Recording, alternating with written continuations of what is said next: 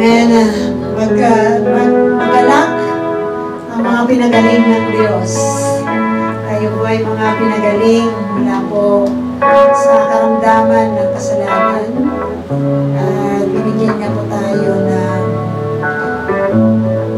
pag-asa. Sabi sa awitin natin po ginawin, your promises are yes and amen.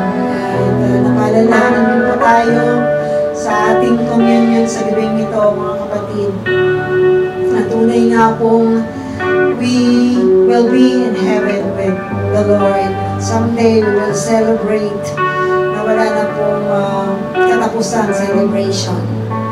So patuloy po tayong maging matatag, patuloy tayong magpatuloy sa ating pong paglakad bilang mga mananampalataya.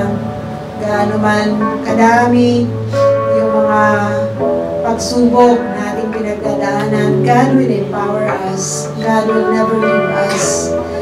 Gaano man kahirap, alam po natin na ang lahat ng bagay is not permanent, but the promise of God is permanent. No? So, be encouraged, mga kapatid. Sabi nga ng ating pinag-aralan sa gabing ito, on your feet. Get up on your feet. The Lord is calling you. So napakasarap po na maalala yun, mga kapatid, that we were called by the Lord. And with God, nothing is impossible. Nothing is too hard. So magpatuloy lamang tayo while God is giving us life here on earth.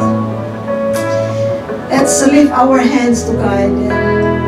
The Lord bless you and keep you. The Lord make His face shine upon you. The Lord be gracious unto you. The Lord lift His countenance in you and give you peace. In Jesus' name, amen.